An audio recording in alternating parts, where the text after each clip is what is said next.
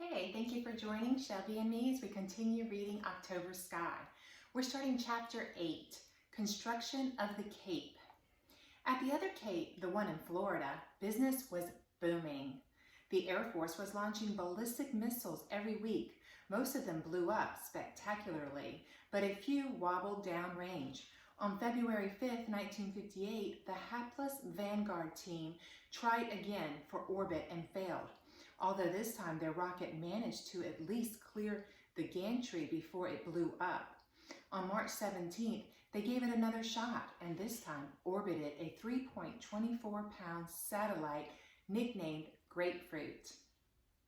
Dr. von Braun launched another 31-pound Explorer into orbit on March 26th. It seemed the United States was on the move. Then, in May, the Soviet Union orbited Sputnik 3, weighing in at a whopping 2,925 pounds. Some Americans, the same kind I thought would have deserted at Valley Forge or surrendered at Pearl Harbor, said we might just as well give up on space. Dr. von Braun wasn't giving up, not by a long shot. According to a newspaper report, he was building a huge monster rocket called the Saturn. In the spring of 1958, Congress and the Eisenhower administration set up the National Aeronautics and Space Administration in an attempt to put some order into the space program. I read where Dr. von Braun said he might leave the Army and join NASA. If he did, I knew the new agency was my ultimate goal as well. As my year in the 10th grade at Big Creek dwindled to days, Mr. Turner held one of his few command performances in the school auditorium. We all expected a lecture on school spirit, how we should think about the football team all summer and be ready to cheer them on come fall. Roy Lee and I sat down together. I felt a punch on my shoulder and looked around and saw Valentine Carmina grinning back at me. Valentine, in the class ahead of me, had a figure that was usually described by boys watching her sashay by as stacked like a brick privy. "Hi, Sonny," she said, her lips parting to show her fine white teeth. For some reason, Valentine had always liked me. If the other boys were off doing something else and she saw an empty chair beside me in the auditorium in the morning, she'd sometimes ease into it and just talk about things. She came out of Berwind, which was one of the grittiest and roughest towns in the county. She was the oldest of 7 children and, she said, had raised all the other kids because her mother was worn out. She'd also had her problems with Mr. Turner. The faction she led in the Sub-Deb Girls Club had been admonished to stop wearing low-cut dresses, smoking in the restrooms, and sneaking out of class to smooch with boys in the band instrument storeroom. She had responded by showing up with her dresses hemmed from the bottom and scalloped from the top, threatening, as Mr. Turner lectured her, to meet somewhere in the middle. Valentine gave in on the clothes, at least by keeping her Sub-Deb jacket on, however artfully unzipped. She could stop all masculine traffic down the hall with boys' knees turning to jelly and necks being wrenched as they jerked around to watch. Sometimes in the hall, she'd sneak up behind me and take my arm and let me walk her to class. It always made me feel proud that she picked me. Roy Lee turned almost completely around in his chair. "Oh, Valentine," he crooned, "my sweet Valentine." "Shut up, Roy Lee," she grumped, and then turned her radiant smile back on me. "How you been, honey?"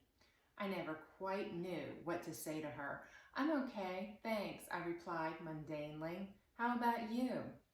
"Feeling fine," she replied while giving Roy Lee the sly eye. "Only thing to make it better if you and me went smooching somewhere." I melted into my chair while Roy Lee gleefully poked my ribs. "Forget Dorothy," he whispered. "Go get yourself some of that." I didn't get a chance to respond. A hush came over the auditorium as Mr. Turner took the stage. He stood behind a lectern, his eyes darting angrily toward the slightest noise. Very quickly, even the most squirmy of us sat as quiet as stones. Then he spoke of 2 matters, each sufficient to shape the core of our young lives.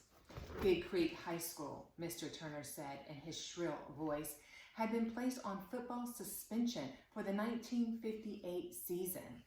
That means no games would be played, none.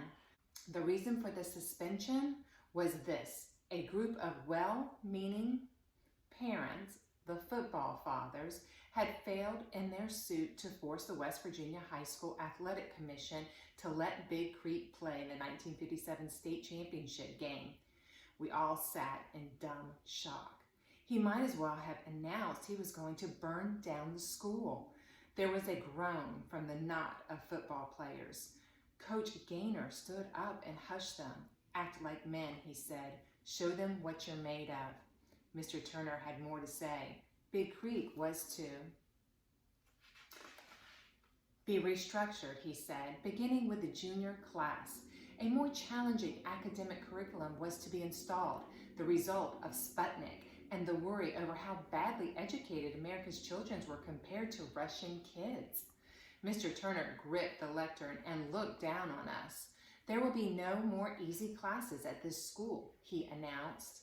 We had heard two hard things. Mr. Turner said, "You can do nothing about the football suspensions," he said, looking at the football boys. "Accept it and make the best of it. But the changes in the classroom are another matter." He gripped the lectern. "After you leave Big Creek, some of you boys will go to work in the coal mines. Some will go into the service. Some, not enough in my opinion, will go to college. You girls will be wives, nurses, teachers, secretaries, maybe even someday one of you will be the President of the United States."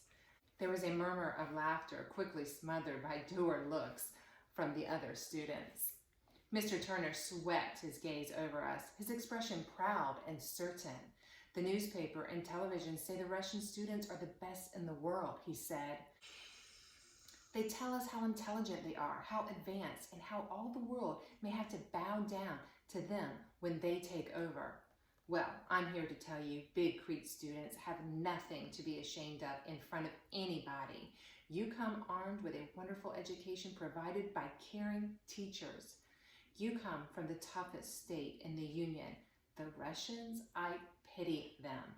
If they knew you like I know you, they'd be shaking in their boots." Our 600 faces gazed up at the little man in rapt attention. Until a football boy stifled a groan, the silence was utter. Mr. Turner looked sharply in the football boy's direction, and Coach Gaynor stood up and looked at him too. The football boys leaned their heads in on the groaner as if in group prayer. Mr. Turner's eyes left them, went back to the General Assembly. "Now, about these new standards," he said. "They're not going to be easy to meet. It's not only content. From my analysis of the new curriculum, there's at least twice the amount of material to cover in a school year. That's going to mean a lot of concentrated classroom work and a lot of homework.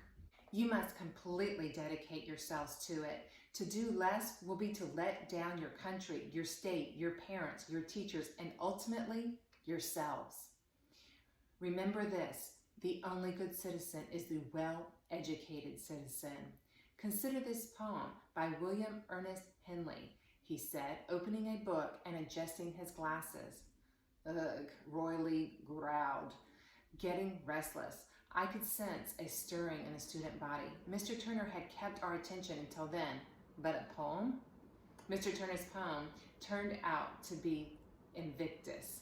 As he read, all of us, even Roy Lee, were absorbed by it. Mr. Turner concluded, "It matters not how straight the gate, how charged with punishments the scroll. I am the master of my fate. I am the captain of my soul." He clapped the book shut. I almost jumped out of my seat. In the hushed silence, it had been as loud as a rifle shot. "Now, the cheerleaders will lead us in the school song," Mr. Turner ordered. The cheerleaders had been sitting together. They crept uncertainly on stage. They were not in their uniforms. "Sing," Mr. Turner ordered them. "Everybody sing." "On and on, green and white," the cheerleaders sang weakly, one looking at the other. The audience picked up the words, "helping out." Soon the whole auditorium was roaring, "We are right for the fight tonight. Hold that ball and hit that line. Every big Creek star will shine. We'll fight, fight, fight for the green and white." When we were finished, there was applause and hoots of enthusiasm, almost as if we were cheering the team making a goal line stand. But with nothing to really cheer about, the noise quickly died, and then there was a confused silence. Mr. Turner stepped from behind the lectern and nodded to our teachers, who stood up and began to shoo us out of the auditorium. "Well now, ain't that some shit," I heard Valentine say behind me as she made for the aisle. Roy Lee, like me, was too taken aback to say anything at all. The football boys gathered around their exalted coach, begging in vain for some reprieve. I looked for Dorothy and saw her with Emily Sue. Dorothy's cheeks were wet with tears. I wanted to go to her, but there were too many other kids in the way. By the time I made my way through them out of the auditorium, she had disappeared. As I exchanged books from my locker, Buck came up and smashed his fist against his locker's metal door. "Damn it," he bellowed, and students stopped in their tracks, startled by his rage. Mr. Turner appeared instantly. Everyone but me and Buck fled the scene. I couldn't. He was standing in front of my open locker. "Mr. Tran, I hope you didn't dent your locker," Mr. Turner said, his voice as cold as ice. "If you did, you will pay for its repair. And did I hear you curse? That I will not tolerate in my school, young man." Buck, huge and thick-browed, loomed over the little principal. "I'll never get a football scholarship now," he said, and his lower lip began to tremble, and a big tear welled up and dribbled down his fuzzy cheek. "It's the coal mines for me, for the rest of my life. It just ain't fair." "Isn't fair, and you're correct. There was no fairness involved with this decision, only a petty sort of revenge. Even so, there will be no such displays in my school." Buck frowned, his little eyes deeply puzzled. "But what will I do, Mr. Turner?" "Do? You will do as we all do each day, our best with what God has given us. Now, if you are quite through with your sniveling, go to class." He leveled his hard little dark eyes at me. "And what are you looking at, Mr. Bomb Builder?" "Not a thing." I reached around, but grabbed my books and took off at a near trot. "No running in the hall," Mr. Turner called after me just as I turned a corner. Afternoon classes were subdued. Dorothy dabbed at her eyes all through biology. When the bell rang, she gathered up her books and made for the door. I followed, but she was met just down the hall by Vernon Holbrook, a senior linebacker. Racked with sobs, she fell into his shoulder. He held her and then touched her cheek, wiping her tears away. Emily Sue walked up beside me and took it all in. "My, oh my," she sang. I could hardly breathe. "Don't say anything," I managed to growl. "Wouldn't think of it," she said. "It speaks volumes all by itself." "Listen, Emily Sue," I was about to give her both barrels, but she walked away, heading down the hall toward our next class. When I looked back, Dorothy and Vernon were gone too. In a sea of jostling students, I felt all alone. As soon as Jim hit the front door after school, gloom and anger descended on our house. He showed his displeasure by throwing his books on the living room floor and stomping up and down the steps and slamming doors.